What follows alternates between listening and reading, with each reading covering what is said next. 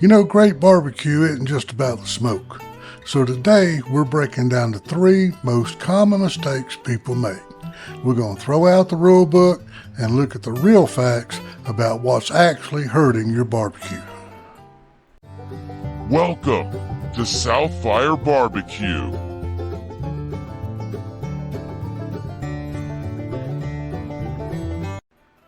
Most people think barbecue is all about the smoke, but the real magic happens before and after the fire. So today we're breaking down the science of seasoning, the truth about internal temperatures, and why the rest is the most important step you're probably rushing.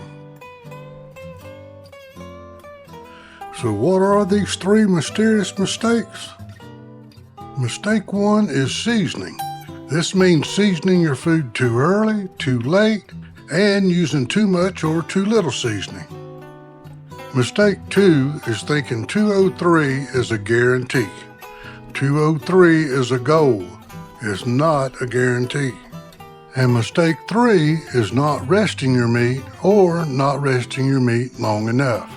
And it's probably the most common and most damaging mistake made. Everybody knows it's important to let your steak rest so the juices can redistribute throughout the meat. But what many people don't realize is how much more is going on behind the scenes. And we'll get a little more into that later on. So to help us get to the science of the matter, I'd like to introduce our meat expert, Freddie Fiber. He's been inside the meat business his whole life. So what exactly is a meat fiber? And what does it do? Well, if you look real close at a brisket or a shoulder, it's not just one solid block.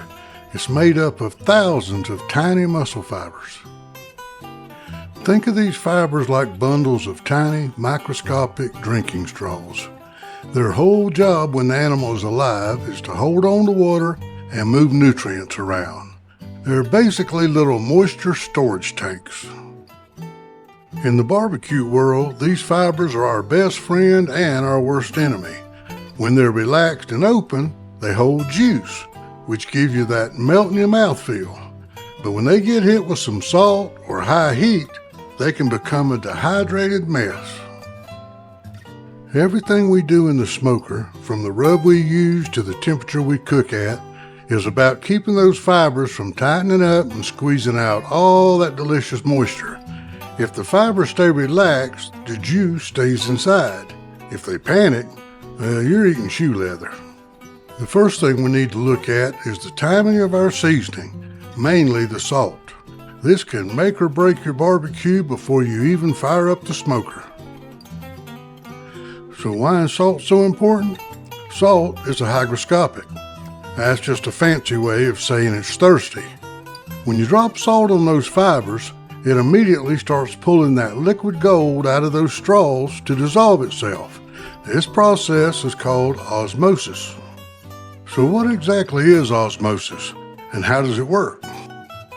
Osmosis is the movement of water through a semi-permeable membrane, like the surface of a piece of meat or the wall of a plant cell.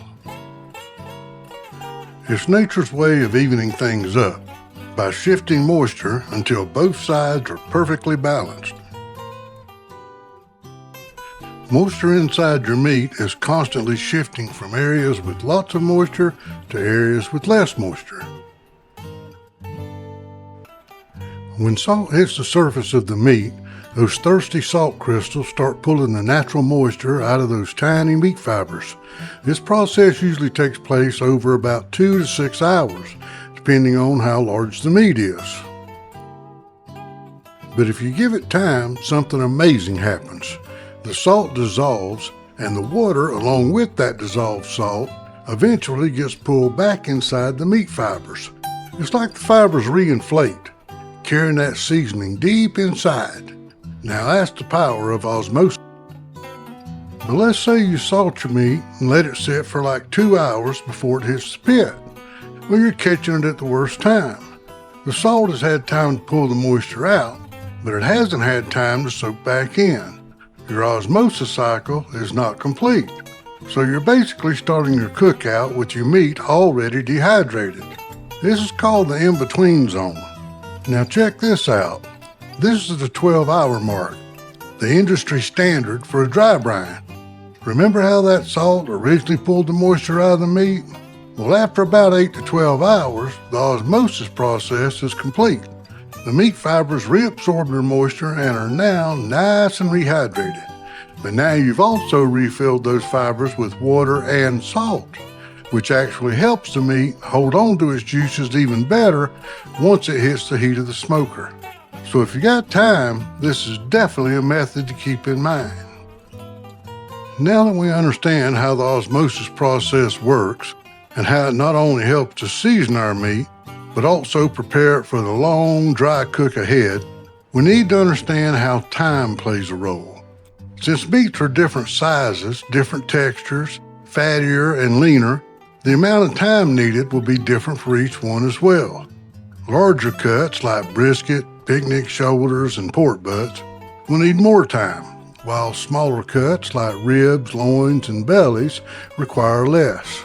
So let's take a look at some approximate times for various cuts. As you can see, the recommended time for different cuts of meat varies greatly. While it's impossible to set an exact time for any meat, this chart will give you a pretty good idea of the amount of time you should plan for. Now, that being said, if you're like me, you don't always have time to let your meat dry brine for 12 hours. And you don't have to. Just use the time chart and some common sense so you don't put your meat on while it's totally dehydrated. Put your seasoning on, give it just a half hour to an hour to get attached and settle in some, and you can go right on the smoker with it. Just don't wait until all the moisture is pulled out and then throw it on. And that brings us to the 203 guarantee. Now, some people say if you take your meat, any meat, to 203 degrees, it is guaranteed to be perfectly done. Well, cross that fairy tale off your list. And always remember, temperature tells you where you are. Tenderness tells you when you're done. Temperature doesn't determine doneness. Only tenderness can make that decision. There are a few exceptions, of course, but generally speaking, checking for tenderness is the only true indicator of perfect doneness. And that brings us to the third and most common mistake: not allowing your meat time to rest. Not allowing your meat to rest long enough is probably the most common mistake of all. Stopping this process before the meat has time to achieve its final temperature, moistness, and tenderness has ruined more backyard barbecue than all the others combined. Now, everybody knows it's important to let your meat rest so its juices can reabsorb and redistribute. But that's not the most important reason to let our meat rest. We've spent a long time getting those muscle fibers nice and relaxed, but if we let them cool down too quick, it'll actually shock them and cause them to tense back up. But if we let them slowly cool down over a long period of time, they don't go through that shock period, and the fibers stay nice and relaxed. This is why many well-known barbecue restaurants let their meat rest for hours, sometime up to 24 hours.